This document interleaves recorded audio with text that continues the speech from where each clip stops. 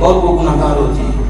قربانی واجب ہے، اور جس نے قربانی نہ کی اور دن گزر گئے پھر اسے صدقہ کرنا واجب ہوگا، اور وہ حرام ہے، وقت معافی نہیں ہے اس کے لیے، کیونکہ یہ وجوب واجب ہے۔ ہر مسلم بالغ عاقل ان صاحب صداقت پہ قربانی واجب ہوتی ہے۔ اب اس کے حوالے سے ذرا ذہن میں رکھیں، زکوٰۃ کے لیے 1 سال ہوتا ہے، اس کے اندر اتنا مال ہو، شرائط ہوں، تو پھر جا کر زکوٰۃ بالغ عاقل پہ واجب ہو جاتی ہے۔ لیکن قربانی کے لیے یہ نظام نہیں ہے، اور نہ ہی فطرانے کے لیے یہ نظام ہے۔ ان کا یہ ہے کہ کل کے دن ہی آپ کے پاس 200 درہم کے مطابق پیسے آ جائیں، یعنی 200 درہم چاندی آپ خرید سکتے ہیں، تو 52.5 تولے چاندی کا حساب، 52.5 تولے چاندی آپ اس مال سے خرید سکتے ہیں۔ حاجت اصلیہ کو نکال کر، جو ضروریات ہیں آپ کی اس کو نکال کر، اگر آپ کے پاس اتنا مال ہے تو پھر آپ نے قربانی کرنا واجب ہوگی۔ کل کا دن ہے، ابھی تو واجب نہیں، کل کے دن ہوگی تو وہ واجب ہو جائے گی۔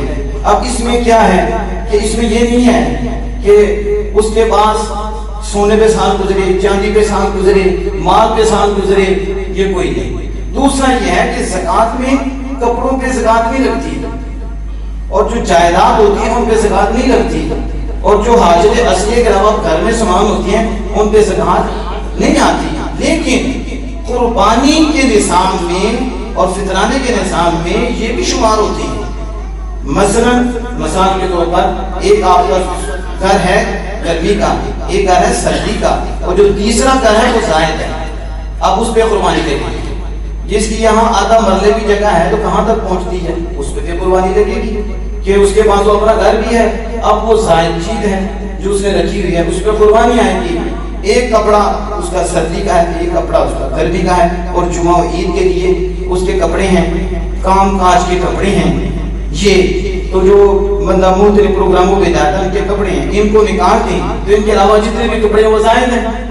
تو آج تو دیکھو ہماری بیگموں کے جو لہنگے ہیں، اور کسی کا 1 لاکھ کا، کسی کا 2 لاکھ کا، ان پہ قربانی نہیں۔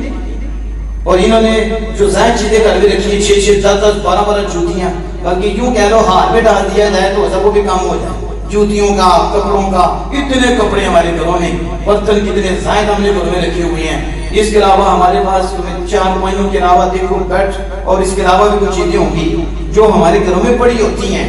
تو ایسی صورت میں جب ان کی موجودہ قیمت لگائی جاتی ہے، اور اگر وہ 52.5 تولے چاندی کو پہنچ جائے تو ان پہ بھی قربانی واجب ہوتی ہے۔ 1 تولہ سونا تو قربانی واجب ہو جاتی ہے۔ اب ہمارے ہاں یہ مسائل پوچھتے ہیں، وہ سمجھتے ہیں کہ بس جس کے پاس اتنا پیسہ ہو، وہ پیسہ نہیں، صرف پیسے تھوڑے بھی ہوں گے تو ان میں بنائے جائیں گے۔ ان زائد چیزوں میں ایک موٹر سائیکل ہے، ایک زائد ہے، یہ بھی پڑے گی۔ اس میں ایک کار آپ نے استعمال کی، ایک زائد رکھی ہوئی ہے، 2 رکھی ہوئی ہیں، اس پہ بھی قربانی آئے گی۔ اگر بیٹے کے پاس اتنا پیسہ ہے تو پھر اس کی اور یا دیگر چیزیں ہیں جو حاجت اصلی کے نام ہیں، ان کی قیمت لگائی جائے۔ قرآن پاک پڑھنا نہیں آتا، گھر میں رکھا ہوا ہے، اس کی قیمت کتنی ہے تو وہ بھی شامل ہوگا۔ اس طرح کتابیں جو ہماری کام کی نہیں ہیں وہ بھی شمار ہوں گی، ان کی بھی قیمت دیکھی جائے گی۔ تو جب آپ اس طرح دیکھیں گے تو آپ کو کم بندے نظر آئیں گے جن پہ قربانی واجب ہے۔ اس میں صرف نابالغ بچے پہ قربانی نہیں آتی، چاہے وہ امیر ہو چاہے وہ غریب ہو، نہیں باپ پہ آتی ہے کہ غریب بچوں کی طرف سے وہ قربانی کرے، لیکن بالغ کے لیے یہ قربانی ہے۔ اب آپ خود غور کریں گے اس ٹائم کی 1,80,000 یا 85 کہاں تک یہ چاندی کی قیمت ہوگی۔ اگر یہ ہمارا زائد مال پیسے ملا کر، یہ زائد مال ملا کر جہاں تک پہنچ جاتا ہے تو پھر اس پہ قربانی واجب ہو جائے گی۔ کیا ہوگی؟ اس پہ قربانی واجب ہو جائے گی۔ اب دوسرا مسئلہ کہ یہ جو